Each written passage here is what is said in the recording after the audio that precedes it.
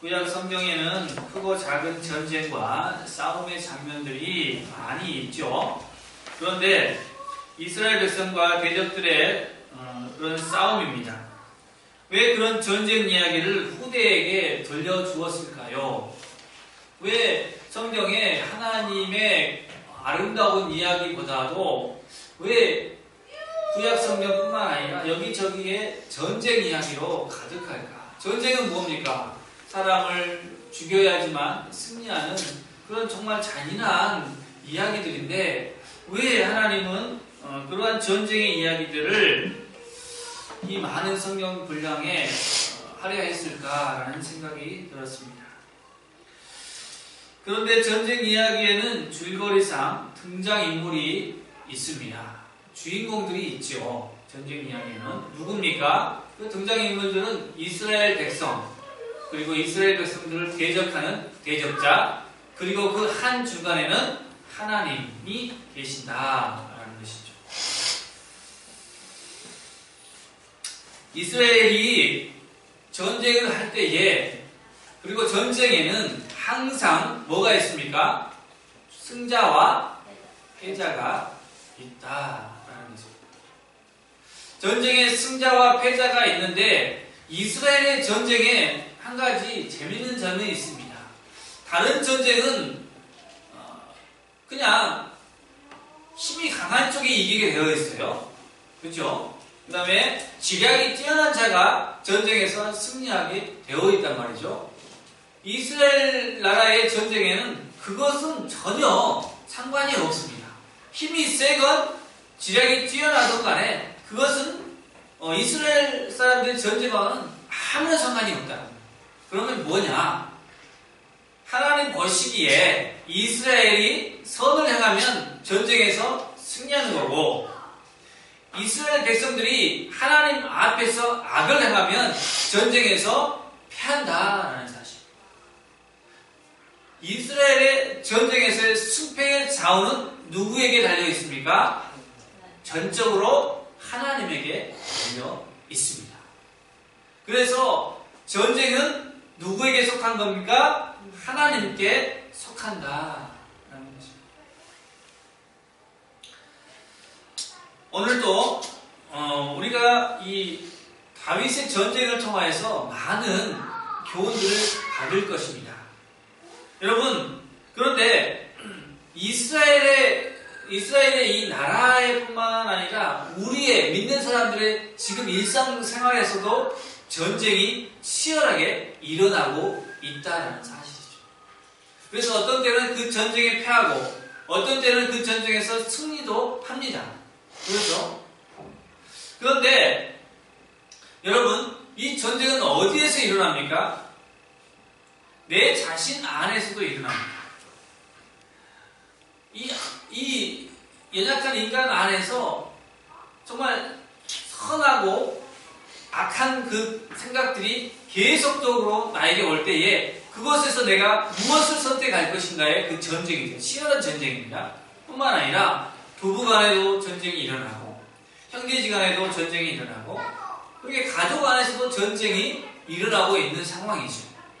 그리고 더 나아가서는 직장 생활을 할 때에도 끊임없이 전쟁을 경험해야 하는 것입니다.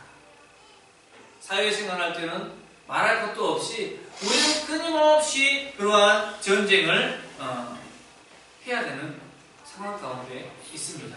아무도 평안한 삶을 살지를 않고 있죠. 그렇습니다. 그런 전쟁들은 눈에 보이지 않는 전쟁이죠. 진짜 방패와 칼을 들고 싸우는 그러한 전쟁이 아니고 우리의 감정과 생각의 싸움들이죠. 그러한 싸움들을 통해서 어떨 때는 상처도 받고 어떨 때는 상처도 주고 하는 그러한 전쟁들이지만 그 승패에도 누가 관여하십니까? 하나님이 관여하십니다. 하나님이 없다라고 사는 사람들은 상관없어요. 남에게 상처 주는 일만 계속 하는 겁니다. 상처 받을 때는 상처를 배라 갚아주는 것이 사람들의 생각들이죠. 그러나 여러분, 우리는 하나님과 관계가 있기 때문에 하나님과 나의 관계가 올바르면 늘 전쟁에서 승리할 수 있습니다. 왜요? 그 전쟁의 주인공은 하나님. 승패를 좌지우지하시는 분은 하나님이시지 내가 아니기 때문에 그렇습니다. 그러나 내가 하나님의 관계가 흐트러져 있으면 우리는요 100에 100이면 다 패할 수밖에 없습니다. 단편적인 예를 들자면 주일날 우리가 예배를 드리러 하나님 앞에 나오죠. 이 예배 드리는 것도요 어떨 때는 실패할 때가 있습니다. 왜요? 하나님과 나의 관계가 올바르지 못할 때에 실패할 수도 있다는 것이죠. 그러나 하나님의 관계가 우리가 올바르게 되어 있다면 주일 예배조차도 우리가 승리할 수 있는 것입니다. 여러분 발걸음으로 이 주님의 전에 나왔다라고 생각하지만 절대 그것이 아니라 하나님께서 여러분을 인도하지 아니하시면 여기에 있을 수가 없는 것이죠. 이러한 전쟁들에 늘 하나님께서 함께하고 계시다라는 것을 명심하시기 바랍니다. 오늘은 이스라엘 백성들이 가장 존경하는 다윗 왕. 이 다윗 왕의 묘는 아직도 예루살렘에 있어가지고요. 그 묘가 오픈되어 있어요. 개방이 되어 있어요. 성기순례를 갔는데 이 관광객들이 가는 방하고 다윗이 묘가 있어요. 근데 칸막이가 쳐져 있어요. 가운데. 관광객들이 들어가는 방하고 유대인들이 들어가는 방이 달라요. 관광객들이 들어가는 방으로 딱 들어가서 구경하고 있는데 갑자기 옆방에서 막 크느끼며 우는 여인의 목소리가 들려오더라. 여전히 아직도 이 다윗 왕은 그들에게 존경의 대상입니다. 그만큼 다윗은 하나님 보시기에도 정말 사랑스러운 왕이었죠. 그런데 다윗이 기름 부음을 받고 이스라엘의 왕이 바로 된 것입니까? 아니면 오랜 기간 힘든 과정을 통하여서 왕이 되었습니까? 오랜 기간 힘든 과정을 통하여서 왕이 되었습니다. 그래서 이 다윗이 왕이 되자마자 편안한 삶을 살았느냐? 아닙니다. 전쟁이 연속적으로 있었습니다. 이 다윗도 살면서 수많은 전쟁을 경험했는데 때로는 자신과의 그 싸움이 가장 컸습니다. 왜냐하면 하나님을 잘 믿고 하나님을 사랑하고 그러한 와중에도 끊임없이 자기를 공격하는 대적들이 있어 왔다는 거예요. 그래서 하나님, 과연 이것은 무엇입니까? 내가 하나님을 잘 섬기고 하나님을 잘 따르는데 저 원수들은 하나님이 없다라고 생각하고 저를 저렇게 조롱하고 나를 힘들게 합니다. 라는 그러한 시편들이 가득합니다. 다윗도 그렇게 자신과의 싸움을 늘 싸워왔다는 것이죠. 다윗은 얼마나 그 왕이 되기 전까지 기름 붓고 이 왕이 되기 전까지 얼마나 그 힘든 상황을 살았냐면요. 어떤 때는요 자기의 모든 체면을 내려놓고 미친 척을 했어야 했어요. 왜냐하면 자기를 따르는 수많은 사람들의 목숨과 자신의 목숨이 달려 있었기 때문에 다윗이 미친 척을 하지 않았으면 이 블레셋에 갔을 때에 죽을 수밖에 없는 상황이었다는 거예요. 그러한 모든 것들을 경험한 다윗, 그 다윗의 정말로 마음이 어떠했을까요? 하나님께서 나를 왕으로 삼아주신다고 약속했는데 그럼에도 불구하고 계속 힘들다는 거예요. 하지만 그것을 포기하지 않고 다윗은 하나님의 약속을 굳게 믿고 나아갔습니다. 그래서 오늘 드디어 이스라엘의 왕이 되었습니다. 왕이 되자마자 무슨 일이 있습니까? 블레셋이 쳐들어오는 거예요. 이제 왕이 되었으면 이웃 나라들도 축하해주고 그냥 잠잠히 있으면 좋으려만 다윗이 왕이 됐다는 소리를 듣고 블레셋이 군사를 일으켜서 쳐들어왔다는 거예요. 정말로 다윗에게 쉬는 날이 오는 것이죠. 우리에게도 쉬는 날은 없습니다. 끊임없이 전쟁의 연속이죠. 그런데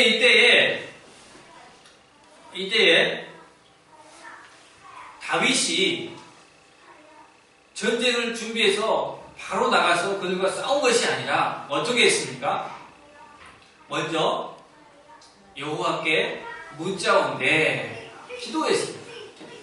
하나님, 내가 어떻게 해야 됩니까? 블레셋 사람들이 쳐들어왔는데 제가 어떻게 이들과 전쟁을 해야 됩니까? 아니면 전쟁을 멈춰야 됩니까? 평화를 선언해야 됩니까? 어떻게 해야 됩니까? 라고 하나님 앞에 물었다라는 것이죠. 여러분, 이 다윗이 왕이 되었을 때에 이 이스라엘 나라는요 그렇게 군사적으로 훌륭한 나라는 아닙니다. 많은 무기가 있는 그런 군사 체계가 완전히 정비된 그런 나라가 아니에요. 오합지졸이죠. 근데 블레셋은 싸움으로 몸이 단련된, 훈련된 그러한 사람들이잖아요. 그래서 나중에 우리가 이 다윗이 왕이 되기 전에 가장 유명한 이야기가 있죠. 다윗과 골리앗. 그렇죠? 골리앗이 진짜 체격이 좋고 해서 그 한 사람도 어떻게 이길 수 없을 만큼 이 이스라엘 백성들에게 그런 훌륭한 사람이 없다는 거예요. 그러나 이 다윗은 그럼에도 불구하고 하나님, 내가 올라가서 다윗과 전쟁을 해야 됩니까? 말아야 됩니까? 묻고 있는 거예요. 승패에 누가 참여하고 있는 것입니까? 하나님이 올라가라 하면은 승리할 거고, 올라가지 말아라 하면 패하기 때문에 안 가면 되는 것입니다. 근데 하나님께서 뭐라고 그랬습니까? 올라가라. 내가 블레셋을 내 손에 붙였다. 라는 거예요. 내가 그들을 너에게 넘겨주겠다. 라고 하나님께서 허락하고 있는 것입니다. 여러분의 인생 가운데에 얼마나 많이 기도로 하나님 앞에 물어보고 있습니까? 아침에 눈을 떠서 기도해서 오늘 하루 어떻게 살아야 됩니까? 묻고 있는 말이에요. 하나님, 나는 어디로 가야 됩니까? 무엇을 해야 됩니까? 얼마나 물으면서 살아왔나요? 내 계산대로, 내 생각대로 살면서 실패하고 또 그 실패가 두려워서 머뭇머뭇하고 있는 여러분들의 모습을 발견하고는 있습니까? 이제는 하나님 앞에 묻는 기도를 하시기 바랍니다. 이 다윗이 무릎 꿇고 하나님 앞에 보였던 그 모습은 겸손한 모습이죠. 교만한 마음이 아니라 겸손함입니다. 그러므로 여러분들도 하나님 앞에 늘 겸손하시기 바랍니다. 겸손의 모습은 무엇이냐? 기도라는 거예요. 기도. 다윗이 어떻게 해서 그렇게 하나님께 기도할 수 있었느냐? 그거는 습관입니다. 유대인들에게 있어서 매일처럼 기도하는 습관이 있었고 말씀을 암송하는 습관이 있었습니다. 그런데 늘 그렇게 하나님 앞에 묻는 기도를 해왔다는 거예요. 그래서 다윗도 그 습관에 쫓아서 할 수가 있었다라는 것이죠. HD라는 이 정신병의 그 심리학적인 그 용어가 있어요. 무슨 소리냐면 이거는 너무 한 어린아이가 집중을 못하는 병이에요. 주의가 산만해요. 주의력 결핍이에요. 근데 마이클 펠프스라는 유명한 수영 선수가 있습니다. 그 병에 걸렸어요. 근데 이 마이클 펠프스가 여러분 올림픽 역사 가운데에 가장 많은 메달을 소유하고 있습니다. 22개. 한 종목 수영에서 그 모든 것들을 다 석권했어요. 근데 이 마이클 펠프스가 이제 어느 올림픽에 출전했을 때의 일입니다. 보통 때와 다름없이 이제 출전해서 결승전이죠. 결승전인데 반드시 이제 자기에게 메달이 돌아올 걸 알고 있어요. 왜냐하면 자기를 따라올 만한 선수가 없기 때문에 그래요. 근데 다이빙을 하고 수영을 시작하는 순간 뭔가 이상한 겁니다. 평상시 이 물안경에 이끼가 김이 서리면 안 되는데 김이 서리기 시작해요. 그래서 한 바퀴 돌 때쯤 되니까 점점 물이 차라오르는 거죠. 이제 앞이 안 보이는 거예요. 앞이 안 보이고 두려움이 오는 겁니다. 두려움이 와요. 그런데 이 팔을 젓는 거를 스트로크라고 해요. 팔을 젓는 거를 스트로크. 그래서 이 선수가, 이 펠프스가 연습을 상당히 많이 한 편이에요. 연습을. 그래서 혹시나 하는 이 눈에 안 보이는 상황이 올지라도 훈련을 해서 극복하는 그런 훈련들을 많이 했어. 그래서 어떤 훈련을 했냐면 코치가 캄캄한 밤에 수영을 시킵니다. 캄캄한 밤에 수영을 시켜요. 그 레일을 왔다 갔다 하도록 수영을 시켜요. 그래서 그런 훈련 덕분에 이 펠프스가 어떤 일이 있었냐면, 그래서 이제 그 물안경이 물이 꽉 차고 이제 더 이상 이제 보이지 않는 상황입니다. 그때 이 팔을 젓는 스트로크를 셌어요. 세가지고 19번, 20번, 21번 정도가 되면 이제 도착하는 거예요. 한 레일 한 번을. 근데 그 숫자를 세면서 열심히 졌어요. 계속해서 숫자를 세면서 계속 졌다 보니까 막 환호성도 들려와요. 근데 안 보이니까 누구를 응원하는지 모르잖아요. 펠프스가. 그런데 계속해서 졌는 겁니다. 그래서 마지막 터치하는 순간에 물안경을 뽑자마자 전광판을 탁 보게 됐는데 세계 신기록. 누구의 이름이요? 자신의 이름이 기록된 거죠. 근데 그 힘이 무엇이냐면요, 습관의 힘입니다. 습관의 힘이 그렇게 무섭다는 거예요. 여러분도 습관의 힘을 믿고 습관을 길러야 돼요. 그런데 여러분, 어떻게 습관을 기를 것이냐? 처음에는 의지를 가져야 돼요. 의지. 그냥 습관이 만들어지는 것이 아니라 의지를 가져야 하는 것이에요. 의지.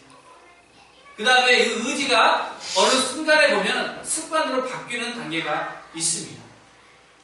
그 습관이 몸에 배기면 이제 의지는 필요 없고 습관을 쫓아서 기도할 수 있어요. 또 말씀을 볼 수 있어요. 또 예배 드릴 수 있어요. 그러니까 여러분, 습관이 기를 때까지는 어떻게 해야 된다고요? 내 의지를 가지고 나아가야 된다라는 의지를 가지고 나아가야 된다. 그래서 이 다윗은 기도의 습관을 가진 사람입니다. 기도의 습관을 가졌어요. 기도의 습관은 또 누구에게 찾아볼 수 있습니까? 예수님에게 우리가 기도의 습관을 찾아볼 수가 있습니다. 예수님께서는 아무리 바쁘고 몸이 피곤할지라도 밤낮으로 하나님 앞에 기도하시는 분이셨습니다. 뭐 했다고요? 기도. 누가 기도했다고요? 예수님이 기도하셨다. 놀라지 않으시네요. 우리는 당연히 기도할 수 있어요. 그런데 하나님의 아들 예수님께서 기도하셨다는 거예요. 그분에게는 능력이 있고 그분에게는 권세가 있는 분인데 그분이 기도했다니까요. 여러분, 예수님보다 더 위대하신 분들이십니까? 여러분들은 예수님보다 더 많이 알고 계십니까? 여러분들은 죽은 사람도 살려내는 사람들입니까? 여러분들은 말로 세상을 창조하는 사람들입니까? 아니잖아요. 예수님은 말로 세상을 창조하셨고 죽은 자를 살려주셨고, 예수님은 앉은 병을 일으켜 주셨고 눈먼 자를 눈뜨게 했고 빵 5개 물고기 2마리로 5,000명 남자들만 5,000명입니다. 2만 명이 넘는 사람들을 먹였다니까요. 그리고 12광주를 모았잖아요. 그런 분이 예수님인데 그분이 뭐 했다고요? 기도했다고. 습관을 좇아서 기도했다고. 그런데 여러분들은 기도하십니까? 습관대로 기도하십니까? 여러분, 기도하십시오. 예수님도 기도하셨습니다. 우리도 기도하는 것이 맞습니다. 습관을 좇아 기도했으니 우리도 시간을 정해놓고 습관대로 기도하는 것이 맞습니다. 네. 그런데 오늘 두 번째로 넘어가기 전에 하나님께서 다윗에게 어떤 명령을 내렸습니까? 하나님 내가 올라갑니까?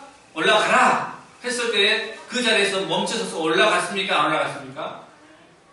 그냥 머물고 있는 거예요? 아니면 올라간 거예요? 올라갔잖아요. 바알 브라심이라는 그 장소로 올라가서 블레셋과 전쟁을 했을 때에 하나님이 물을 쪼개서 흩으신 같이 갈르신 같이 대적들을 다 흩었다라고, 그래서 그곳 이름을 바알 브라심이라고 하는 거죠. 기도하고 나서 뭘 해야 되는 거예요? 행해야 돼요. 내가 기도한 것대로 살아야 되는 겁니다. 그래야 그곳에 승리가 있고 그곳에 능력이 나타나는 거예요. 네. 기도만 해놓고 공부 안 하면 서울대 들어가나요? 아니라는 거예요. 기도만 해놓고 사업장을 그냥 청소도 않고 그냥 파리만 날도록 그냥 놔두면 되나요? 아니라는 거예요. 내가 이 사업장이 잘 되기를 해주십시오라고 기도했으면, 내가 복을 주마했으면 우리가 어떻게 살아야 되나요? 성실하게 최선을 다해서 해야지 복이 임하는 겁니다. 또 반대로 기도도 하지 않고 열심히만 산다고 해서 되는가요? 안 된다는 거예요. 하나님 앞에 기도하고 하나님이 그래 해라라는 승인을 받고 나서 일을 열심히 해야 되는 겁니다. 그 전부터 그냥 열심히 하지 마시고 일단 먼저 하나님 앞에 기도로 물어보세요. 무슨 일을 하든지 간에 기도로 물어보시고 승인을 받고 나서 열심히 하라는 거예요. 여러분, 100m 선수가 열심히 달렸어요. 최선을, 죽을 힘을 다녔어요. 세계 기록이에요. 근데 금메달을 못 땄어요. 왜 그랬을까요? 결승선을 바라보지 않고 뒤로 뛰었기 때문에 그렇죠. 어디 방향으로 뛰어야 됩니까? 결승선으로 뛰어야 되는 거 아니에요. 올바른 방향으로 뛰어가야 되는 거 아니에요.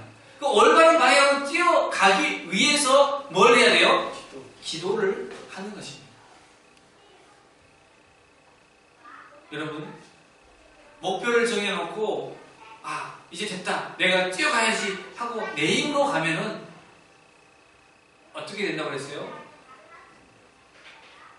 좋은 결과가 없습니다.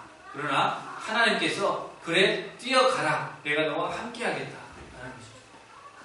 그런데 그것으로 끝나느냐? 아니요. 어려움들은요, 우리가 이제 그 경주를 하는 가운데 계속적으로 쉬운 일만 있는 것이 아니라 어려움이 있습니다. 다윗도 오늘 보니까 블레셋이 한 번 쳐들어온 것이 아니라 2번 연속해서 쳐들어왔다는 거예요.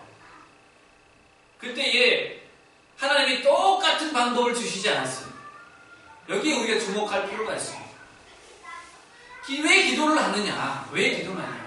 하나님께서 우리에게 아이디어를 주는 거예요. 지혜를 주는 거예요. 여러분, 지금 얼마나 많은 이 삶 속에 직업들이 있습니까? 그죠? 얼마나 많은 자영업자들이 있습니까? 그런데 똑같이 하면 됩니까? 남들과 똑같이 하면 되나요? 아니요. 남들과 달라야 돼요. 그래야 살아남습니다. 그래서 우리가 기도하는 거는요, 하나님은 늘 우리에게 새로운 것들을 주실 수 있어요. 새로운 생각을 주실 수 있단 말이죠. 그래서 기도하라는 거예요. 그래서 오늘 보니까 다윗에게 하나님께서 전략을 주십니다. 뽕나무 밑에 기다렸다가 발걸음 소리가 들리면 그때 가서 공격해라 라는 거예요. 그때 가서 공격해라. 그러니까 여러분, 우리가 생각하는 것은 한계가 있는 거예요. 그러면 우리가 한계가 있다면 누구한테 엎드려야 되는 건가요? 하나님께 엎드리시기 바랍니다. 아멘. 그러면 하나님께서 길을 주시는 거예요. 지혜를 주시는 거예요. 생각을 주시는 거예요. 그 생각을 가지고 나아갈 때에 비로소 승리가 있는 것이고 그곳에 성공함이 있다라는 것입니다. 여러분, 다윗은 왜 그렇게 위대한 왕이 되었는가? 다윗은 왜 그렇게 복을 받았는가? 기도에 승리하였기 때문에 그렇다라는 거죠. 예수님께서 어떻게 그렇게 존귀한 자가 되었는가? 세상의 모든 권세를 그분이 주셨는가? 그분이 습관을 좇아 기도하셨기 때문에 그렇습니다.